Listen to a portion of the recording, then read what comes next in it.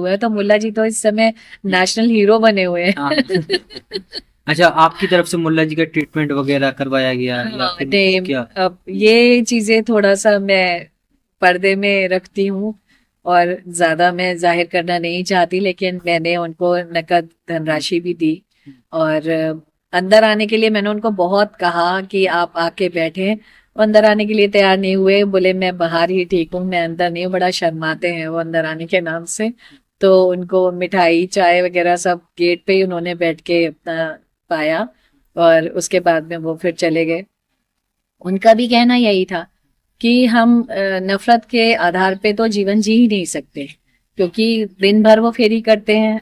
दिन भर फेरी करने में ज्यादातर वो हिंदू कॉलोनीज में। शालिनी अग्रवाल जी हैं, जो कि आजकल बहुत ज्यादा सोशल मीडिया पर फेमस हैं। फेमस होने की वजह यह है कि इनका एक वीडियो बहुत तेजी से वायरल हो रहा है, जिसमें इनके घर पे चोरी होती है।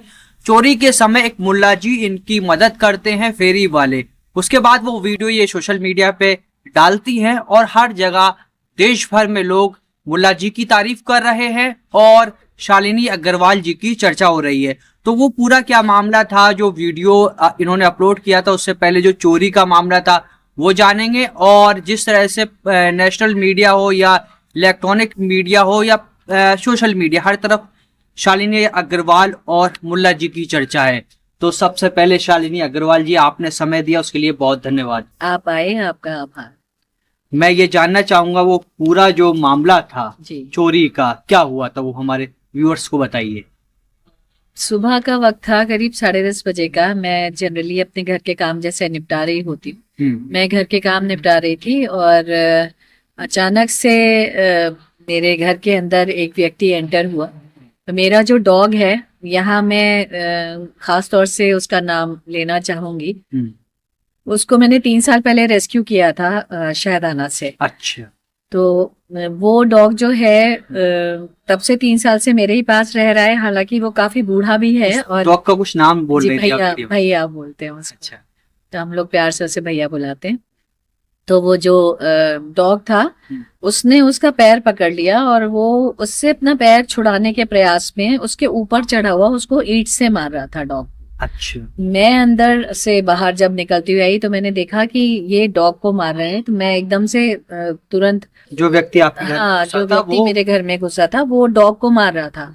और मेरा डॉग जो था उसने उसका पैर मुंह में पकड़ रखा था, वो उसका पैर नहीं छोड़ रहा था। तो वो उसी पैर को छुड़ाने की जद्दोजहद में वो उसको और ज्यादा बुरी तरह से मार रहा था। तो मैंने जैसे ही देखा तो मैं एकदम से उसके ऊपर झपटी। एट द फर्स्ट ग्लांस मेरे दिमाग में यही आया कि कुछ गलत हो रहा है। तो जैसे ही मैं उसके ऊपर झपटी तो उस वो जो ईंट से जिसको भैया को मार रहा था, उस वो ही ईंट उसने मेरे सर में दे मारी। उस व्यक्ति ने जैसे ही उसने ईंट मेरे सर में मारी तो खत्म हो गई। लेकिन भैया ने तब भी उसका पाँव नहीं छोड़ा। वो भैया को घसीटता हुआ बाहर की तरफ भैया भागा। मतलब वो जो डॉग है आप? डॉग है मेरा। तो वो भैया को घसीटता हुआ बाहर की तरफ भागा, लेकिन मैंने उसका कॉलर पकड़ा। कॉलर पकड़ने के बाद उसने तुरंत फिर मेरे सर में वार किया। अब की बार मैं पीछे हो गई एकदम। अंदर से मेरी जो मेड काम कर रही थी, चूंकि सर में मेरे चोट लगी अचानक से, और मैं उसमें नाम उसका भूल गई, या कहें कि मेरे मुंह से आवाज ही नहीं निकल रही थी। तो उसको लगा कि शायद बाहर कुछ हुआ है। जनरली ऐसा होता है कि डॉग्स बाहर वॉक करने जाते हैं तो बाहर सड़क वाले डॉग्स में और मेरे डॉग्स में कई बार फाइट हो जाती है, तो तुम्हें में हो जाती है। तो उसको लगा कि शायद यही कोई बात मसला कुछ हुआ ऐसा है, बाहर कुछ ऐसा हुआ है। तो अंदर से वाइपर लेके भागी। हम्म। वाइपर उसने जैसे ही उसने देखा कि उस व्यक्ति ने मुझे पकड़ रखा है हाँ। और भैया ने उसका पैर पकड़ रखा है, तो उसने वाइपर से उसके ऊपर हमला किया, व्यक्ति के ऊपर, कि वो छोड़ देगा। लेकिन जैसे ही उसने वाइपर से उसके ऊपर हमला किया तो उस व्यक्ति ने गमला रखा हुआ था, गमला उठा के मेरी मेट के सर में मारा। अच्छा, उस मेड उसके सर में भी उसने गमला मारा। तो फिर हम दोनों वहीं चौकन्नी हो गई। हमें ये लगा कि ये मसला कुछ गंभीर है, ये आदमी हमें मारने ही आया है। इसका कुछ ऐसा ही उद्देश्य लग रहा था कि जिस तरह से वो सर पे ही वार पे वार किए जा रहा था। तो हम दोनों चिल्लाते हुए गेट से बाहर भागे। 11:15 बजे का टाइम था। ये दस रात दस को? नहीं, सुबह सुबह का? सुबह 11:15 अच्छा। बजे। तो जनरली सभी लोग निकल रहे होते हैं, फेरी वाले होते हैं, पासिंग बाय पैसेंजर्स होते हैं। गली में सब लोग अपने अपने घरों पे थे, सब देख रहे थे। हम बहुत जोरों से चिल्लाए, हमने आवाजें दी। कोई बचाओ, मेरी मेड बहुत जोर से चिल्लाई, अरे कोई आओ, ये मार डालेगा, ये मार डालेगा करके। लेकिन सब अपने अपने घरों से देखते रहे। एक दो लोग कार से जा रहे थे तो उन्होंने पूछा क्या हो गया, मैंने कहा अरे ये मार रहा है हमें और ये हमें मार डालेगा करके। तो वो भी अपना आगे उन्होंने गाड़ी बढ़ा दी। इतनी देर में ये मुल्ला जी जो हमारे यहाँ भी दिवाली पे भी आए थे, दिवाली पे सफाइयों में सब कबाड़ा वगैरह निकाला था, तो इनको मैंने सामान दिया था, तो ये मेरे यहाँ से सामान लेकर गए थे।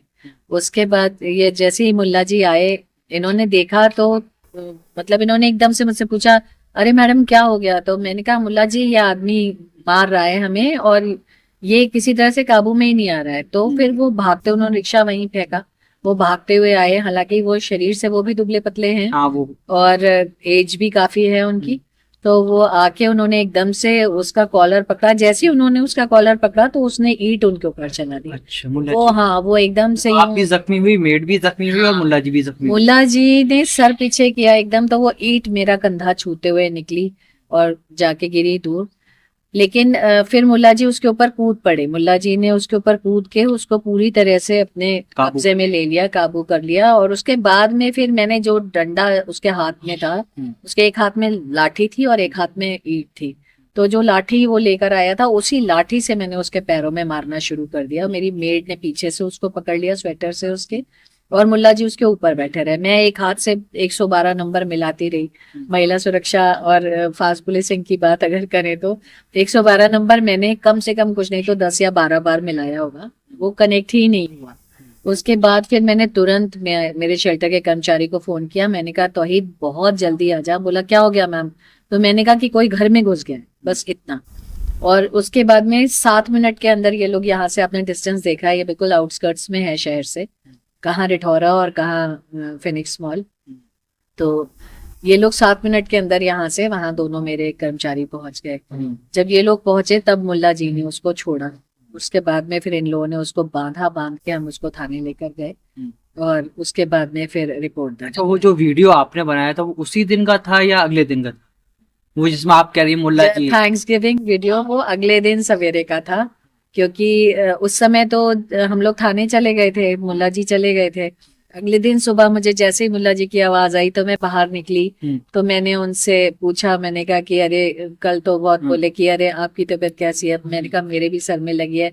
वो दिखाने लगे कि देखो मेरी भी उंगली टूट गई, उनकी उंगली बहुत सूजी हुई थी। तो बोले कि वो मारने के ही इरादे से लग रहा था वो आदमी। और बोले मुझे ये चिंता हो रही थी कि लोग मुझे ना गलत समझ लें इस पूरे प्रकरण में, कि भाई आप किसी व्यक्ति को इस तरीके से मार रहे हैं, आपने उसके ऊपर हमला कर दिया। तो मैंने कहा आपको कोई कुछ कहेगा तो सामने मैं खड़ी तो हूँ बोलने वाली, मैं गवाही दूंगी ना आपकी तरफ से, आप क्यों डर रहे हैं? अच्छा ये जो व्यक्ति आया था, ठीक है, जो चोरी के इंटेंशन से आया था या कुछ और इंटेंशन था, ये अभी तक भाई पता नहीं लगा। नहीं, FIR हमने की है। पुलिस का ये कहना था कि वो पागल है, लेकिन मैं नहीं मानती कि वो पागल है, क्योंकि पकड़े जाने पे अपराधी आमतौर पे इसी तरह से एक्टिंग करने लगते हैं कि उनका मानसिक संतुलन खराब है या उनको ऐसी कोई दिक्कत है। मानसिक संतुलन खराब था तो वो फिर जिस तरीके से ईंटें और गमले उठा उठा के हम लोग के सिरों में मारना था, तो उसको इतना पता था कि सिर में वार करने से ये लोग फैल जाएंगे, धराशायी हो जाएंगे, तो मैं अपना काम आराम से कर पाऊंगा। दूसरा जो पॉइंट है वो ये कि हमारे थाने पहुंचने से पहले उसकी पैरवी करने वाले थाने पहुंच चुके थे। अच्छा। जबकि उसके पास कोई गैजेट नहीं था, कोई मोबाइल फोन नहीं था, कोई कम्युनिकेशन का साधन नहीं था, और वो पूरा टाइम हमारी कस्टडी में था। इंटेंशन क्या लग रही? इंटेंशन मुझे यही लग रही थी कि ये रेकी कर रहे थे मेरे घर की, और इनको ये पता था कि उस समय मैं अकेली होती हूँ घर में। और सिर में वार करने के पीछे कारण ये हो सकता है कि उसे ये पता है कि सिर में वार करने से बंदा या तो मारा जाएगा या अनकॉशियस हो जाएगा। उतनी देर में वो घर साफ करते, या अगर मुझे मारने की नीयत से किसी ने उसको भेजा था तो ये होता कि मैं खत्म हो जाती उस केस में।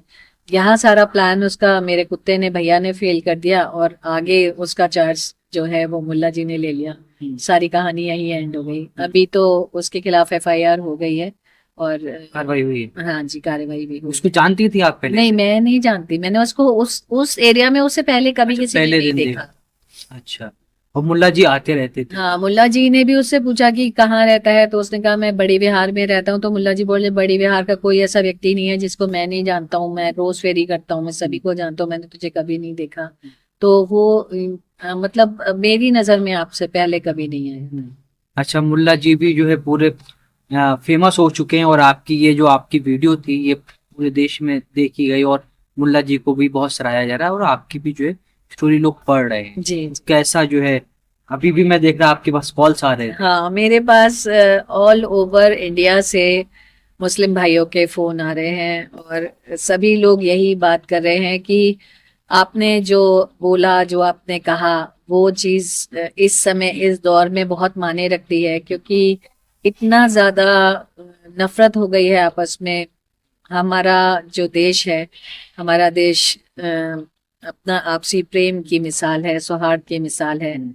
ये इतनी ज्यादा अपनी तहजीब, हमारी गंगा जमनी तहजीब जो है वो हमेशा से, आप ये समझिए, मैंने कल भी एक इंटरव्यू में कहा था कि जो हमारा शहर है ये आला हजरत का शहर है और हमारा शहर जो है ये दुपेश्वर नाथ का, चार नाथों का शहर है। हमारे शहर में हर मजहब के लोग रहते हैं, ईसाई रहते हैं, हिंदू रहते हैं, मुस्लिम रहते हैं, जैन हैं, सरदार हैं। तो मतलब कोई ऐसा अब से कुछ साल पहले जहां तक मुझे याद है ऐसा कुछ नहीं हुआ करता था कि आपस में इतना ज्यादा नफरत या इतना ज्यादा तिफरका जिसको आप कहेंगे। सब लोग एक साथ मिलके बैठते थे, खाते थे, पीते थे। अच्छा, मुल्ला जी का भी आपने एक वीडियो डाला था। जी। मुल्ला जी कहाँ के रहने वाले हैं और क्या उनके बारे में थोड़ा सा। मुल्ला जी यहाँ भोजीपुरा थाना क्षेत्र के अंतर्गत एक गांव आता है भीकमपुर, वहां के रहने वाले हैं। कबाड़ा खरीदने बेचने का काम करते हैं। कल हमारे एक परिचित हैं यहीं रिठौरा में पास में, जिनके यहाँ से मेरे यहाँ सीमेंट सरिया आया करता है, तो उनका कॉल आया था मेरे पास यही वीडियो देख के। तो उन्होंने बताया कि वो हमारे क्षेत्र के ही हैं, हमारे इनफैक्ट उनके मोहल्ले के ही थे। और उनके जो मस्जिद के इमाम साहब हैं उन्होंने भी बुलाया था मुल्ला जी को वहां पे। अच्छा, और हाँ, सम्मानित किया है। सम्मानित किया है, वहां पे बैठ के उनका चाय पानी भी हुआ है। तो मुल्ला जी तो इस समय नेशनल हीरो बने हुए हैं। हाँ। अच्छा, आपकी तरफ से मुल्ला जी का ट्रीटमेंट वगैरह करवाया गया या हाँ, फिर नहीं, क्या? अब ये चीजें थोड़ा सा मैं पर्दे में रखती हूँ और ज्यादा मैं जाहिर करना नहीं चाहती, लेकिन मैंने उनको नकद धनराशि भी दी।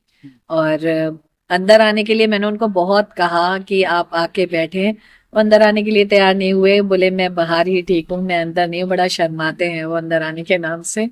तो उनको मिठाई चाय वगैरह सब गेट पे ही उन्होंने बैठ के अपना पाया और उसके बाद में वो फिर चले गए।